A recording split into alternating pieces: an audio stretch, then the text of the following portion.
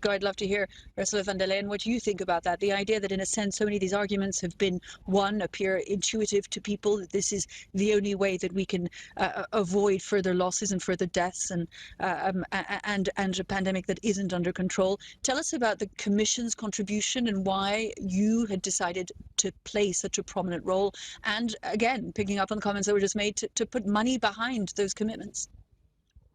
Yes, so the story of ACT-Accelerator started indeed in spring, and President Macron and Dr. Tedros talked about it. Friends from the United States actually called me and asked the European Commission to join and to show leadership on convening the different stakeholders. And indeed, it's a convening momentum, a convening power that you need. And if you look at who is in or working for the ACT-Accelerator, we have more than 40 countries now.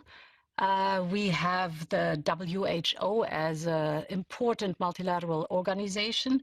We have organizations like CEPI in it, but also the foundations like the Bill and Melinda Gates Foundation or the Wellcome Trust, just to name some. And we have fantastic co-chairs. This is, you've just heard and seen Erna Solberg and Cyril Ramaphosa, the president of South Africa. Why do I describe that? It shows you need many. And we were also strongly supported by civil society and NGOs, for example, the Global Citizen. So you need many to really step up, build this new construction, and raise money. We had 2 pledging rounds where we raised 16 billion. But Erna Solberg is right, this is not enough. And Melinda Gates also said it, this is not enough. Erna, you said you now need 28 billion more for the ACT-Accelerator to fulfill its objectives. I just want to remind us all that 28 billion, well, that's the same sum the transport sector and the global tourism sector lose in just 2 days of lockdown. So there's a very clear message behind it. It's way better to invest now in the ACT-Accelerator and in Covax for the distribution in every corner of the world of vaccines, than to struggle longer with all the confinement measures we have suffered of during this pandemic. So I really welcome, and it's really good news, the contributions that have been announced by Melinda Gates and by Erna Solberg. So the Commission also will contribute another 100 million to the Covax facility.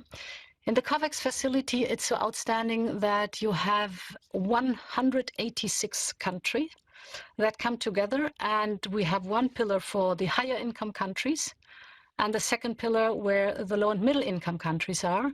And we expect the high income countries to finance the vaccines and the deployment of vaccines for low and middle income countries. That's what Covax is for.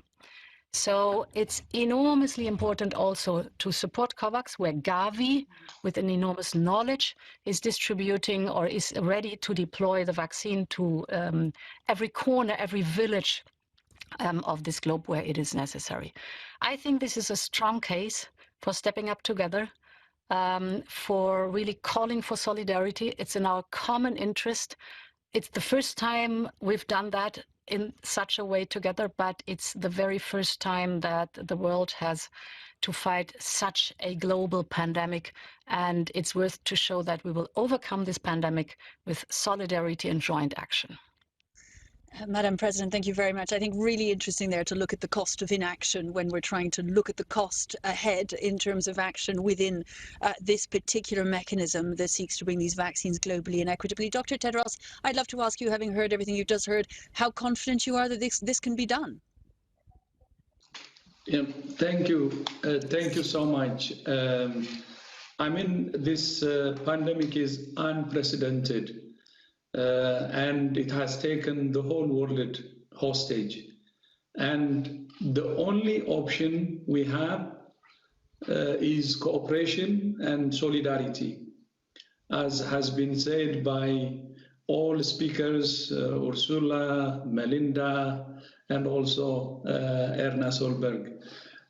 I fully agree. So it's a must. And I think the world is seeing it that way. And I really like what Melinda said. Self-interest and selfless are the same. So for any individual or any country, the sharing is something they do for themselves. It's in their own interest.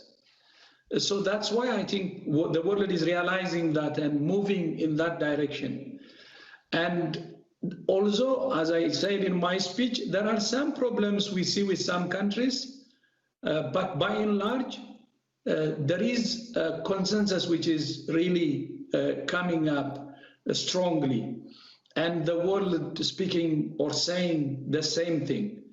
But I hope we will keep the momentum going and show true commitment, and that commitment should be seen in action. We have now good news, one vaccine which is already announced and very promising, and we expect more vaccines, and we hope there will be a good production capacity to have a good number of size of vaccines to distribute to the priority groups that we have identified as part of the allocation framework. But to sum up, this is a coalition of multilateral organizations, government, civil society, the private sector, and I'm really convinced, and I'm optimistic that we can implement the ACT-Accelerator.